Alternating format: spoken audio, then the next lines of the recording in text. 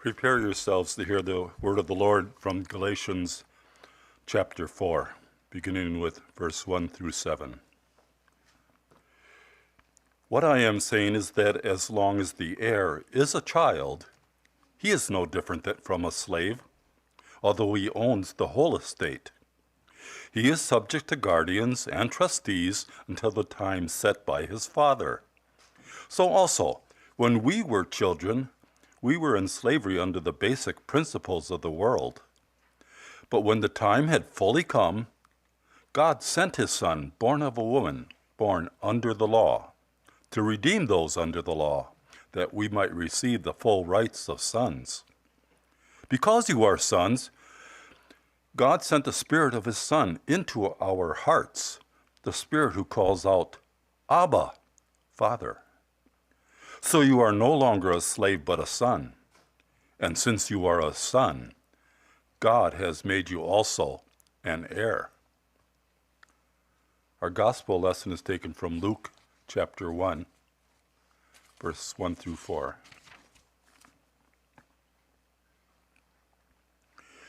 Many have undertaken to draw up an account of the things that have been fulfilled among us, just as they were handed down to us by those who from the first were eyewitnesses and servants of the word.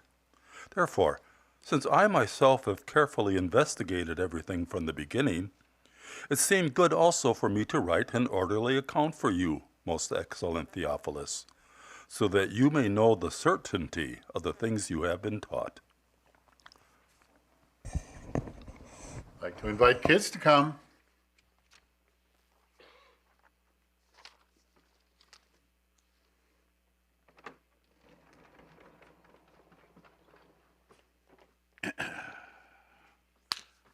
Good evening, good evening, good evening.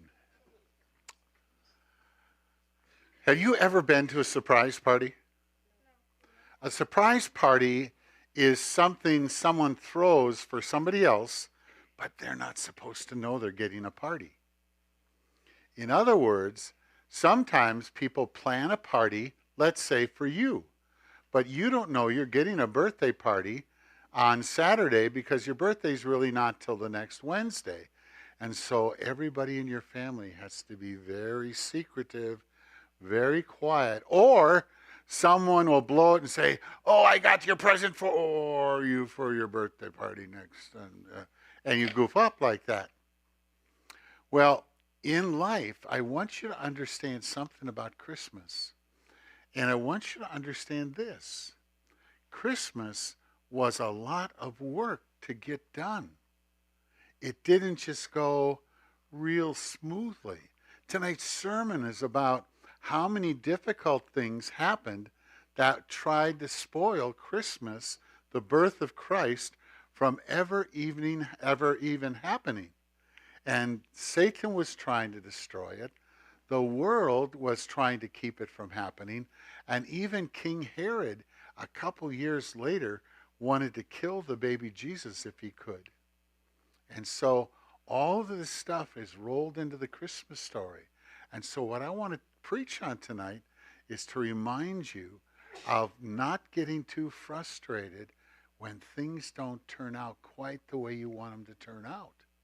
Because sometimes we have to make adjustments, or we have to say, it'll be okay, or something like that. Or you'll find out in the Christmas story, God had to do all these little adjustments along the way so that the birth of Jesus could happen in what city? Bethlehem. And born, who was his mother? And who was her father? Good. And who wanted to kill all the babies? Good, you know that story. Well, those are all things that are wrapped into the Christmas story. We're going to be talking about a lot of them tonight. Can you remember that? And I want you to watch how God worked those out. You can grab it, Hazel. That's good. Pull it out. Take it over there, honey. Well, you're the only girl. Just turn around, put it on your seat. There you go. Let her go first. There she's done. Go, gentlemen.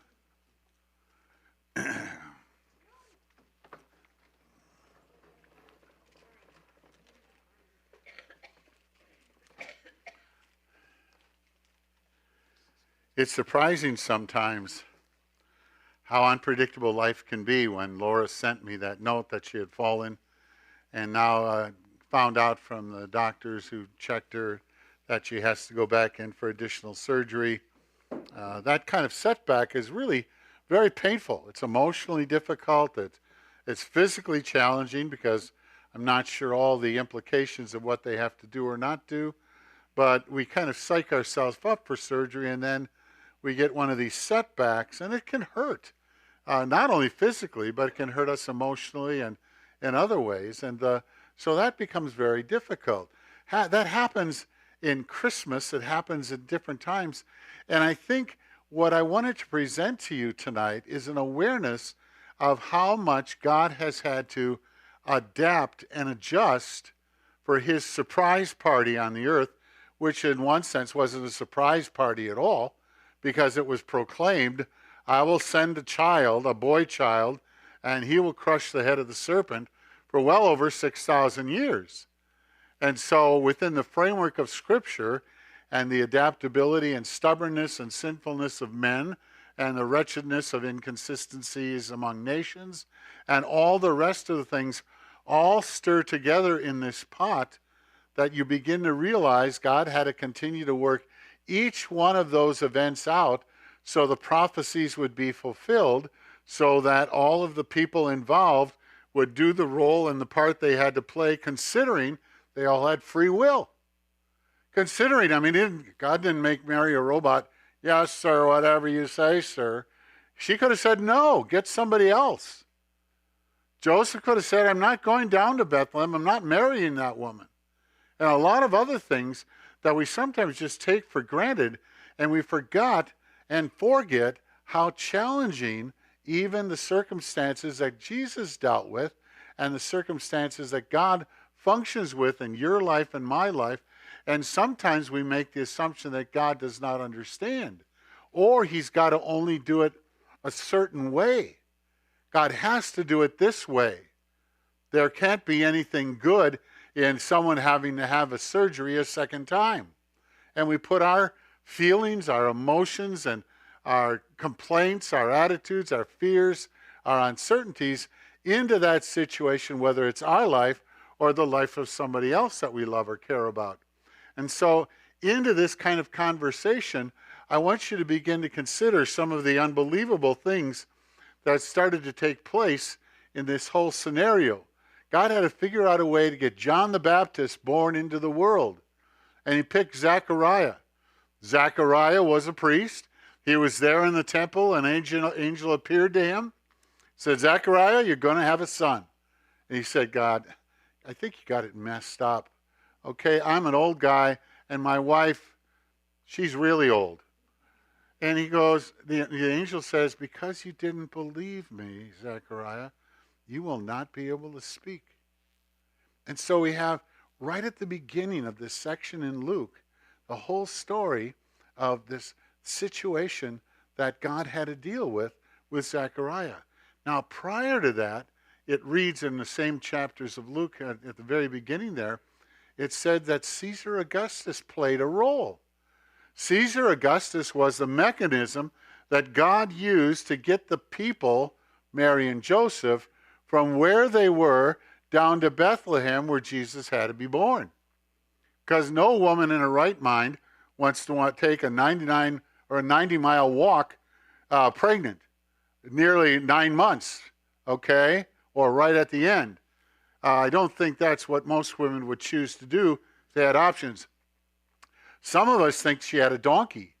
There is no donkey in Scripture that's recorded that Mary got to ride, okay? And so we kind of add these things along the way that sometimes makes it a little more understandable or tolerable. And I go, no, when Mary had to go from up there in Galilee, in that area up there where she and Joseph were, she had to come all the way down to Bethlehem to find no place where she could have a baby with no particular help that we had identified within Scripture. And then you have the whole situation with Joseph. Joseph is engaged to this woman. She turns up pregnant. And Joseph knew he wasn't the father. And so the situation is suddenly explosive in the sense of, here's a man with free will, trusting that the woman he loved was a faithful woman, and yet she's pregnant.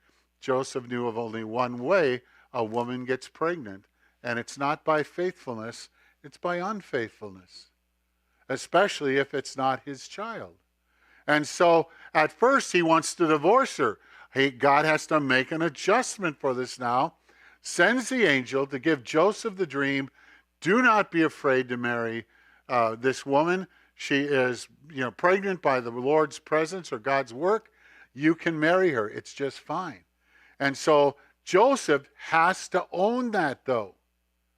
We don't want you to kind of go, and God turned me into a robot, like somehow you have the freedom or not freedom to be who you are. Some of you will be cranky this Christmas. Some of you are going to be really sweet. You have the freedom to be that person. Okay? You have the freedom to react when you're disappointed by how the food turned out, or what you thought was going to be on the table, or who you thought was going to show up, and all the rest. Like Joseph, like the different individuals involved, you have that freedom to react either with a complaining, a whininess, a bitterness, an unforgiveness, or just I'm not going to be happy the whole Christmas time because of, or as a result of. And those are things you have to own. But Joseph, in our story, in our account, commits himself, and he takes Mary to be his wife. The decree from Caesar Augustus comes. He and his wife have to walk down or get all the way down to Bethlehem. Down there, the situation they have to deal with is there's no place for them to stay.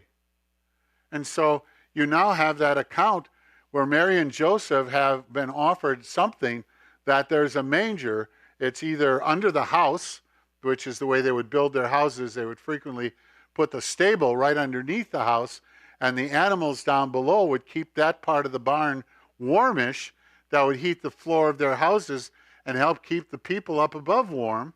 And you had enough separating yourselves that you in many cases didn't have to deal with all the smells and all the other flies and everything else that you'd have to deal with.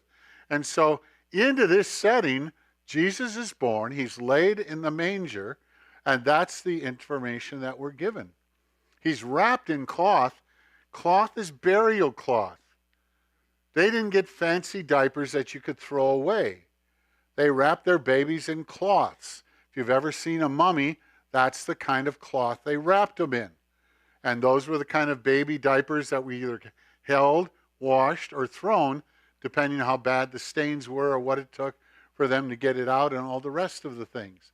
And so sometimes when we're a little bit frustrated going, we're out of diapers, I may have to use a cloth diaper today, And you go, wow, poor Mary had to wrap her baby, unwrap her, whatever she had to do for him, just to keep him warm, the whole thing that she had to deal with there.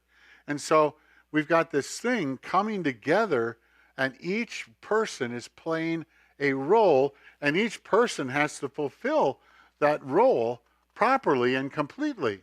And so we go to that situation with poor Mary. We sometimes think that Mary would have had to say, yes, whatever you like at first. And I go, no. It says that the angel took her unawares.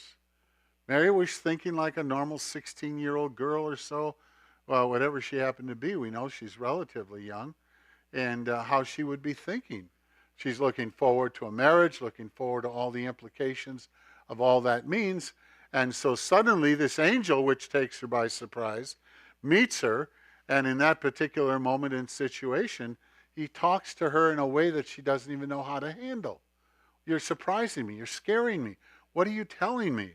Because he says, and the Virgin Mary, who had known nobody in that particular way.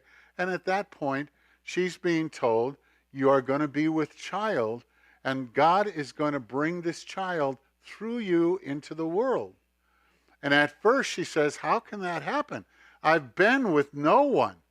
And so the angel has to explain it to her. She has to process it. She has to decide to own it. And she says at the end of that section, whatever God has in store, as God would have it, I'll do it. Now that's that kind of obedience that was required of so many individuals along the way. Even back at the Zechariah and Elizabeth, Zechariah was told that you're going to call this baby boy John. And that wasn't the tradition. The child was named after the dad and took on the father's surname and all the implications of what that meant. And God, through the angel, said, no, you're going to name him John. Well, Elizabeth had also heard that. That's Zechariah's wife. And so when John is born, they're at first going to name him after Zechariah.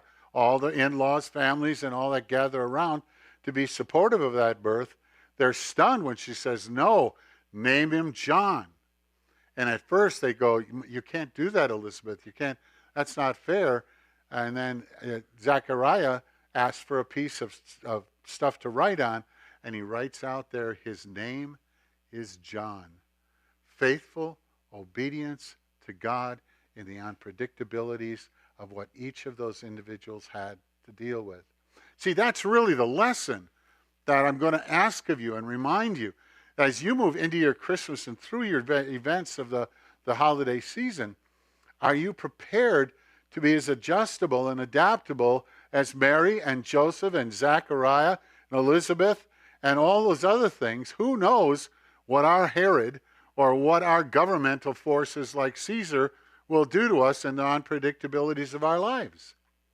And so into that situation, you have these contrasts presented to you of the unpredictabilities happening, the things that in one sense, from the external, it doesn't look like God actually planned for it, but used it and made those things come about so that Jesus would be born in Bethlehem and all the implications of what that means. Then we have later on where some people, like we have in our own creche, that we make the assumption the wise men came to the stable just like the shepherds did. Well, the shepherds are in a totally different category. They came the night he was born. They came and their whole night is upheavaled. They got to leave their flocks to come back down into the city to find out if this whole account is true. They find it's true. They celebrate it. They start sharing it with the world. And you've got to understand, this is so interesting because in Jesus' death, they wrap him in the same cloth he was wrapped in as a child, laid on a piece of stone. Many scholars believe that the manger was carved or hewn out of stone. Even though we have a nice little wood one up here, there's many individuals that believe it was probably stone that was just carved so you could have different things and the animals could get right at it and wipe it up and clean it out so easily. And so we've got those situations. And then the shepherds, who on the social status side were near the bottom. They were grown men taking care of animals, sitting out overnight, having to deal with wild animals and robbers and anything else they might have to deal with. But they weren't necessarily high on the social scale. And yet they're the first ones that the angels come to, the first ones that are the proclaimers of the gospel. Jesus has been born of Mary and Joseph. They found everything just as the angel had told them. And so here in this moment, you get this kind of taste of the foreshadowing of even Jesus' resurrection as he invites those women who, by some of those standards at least, would not be as high on the social scale as some of the men. And yet the women are the first ones to believe the resurrection, see the resurrection, proclaim the resurrection, and preach the resurrection. And the men are the idiots because they can't believe it. And so in this context, there's each one of these things unravels itself to communicate some of the very things that they're trying to communicate with us. We go from that and we understand then we've got this whole idea of the Magi coming and that whole situation. Now, less than 2 years, because when Herod killed the babies, he said, you kill all the baby boys 2 years old and younger. So I'm going to guess it may have been 6 months to a year where the wise men came. We can't say when they came. The only thing we have as a time log for us is that Jesus was no longer in a manger. He was in a home.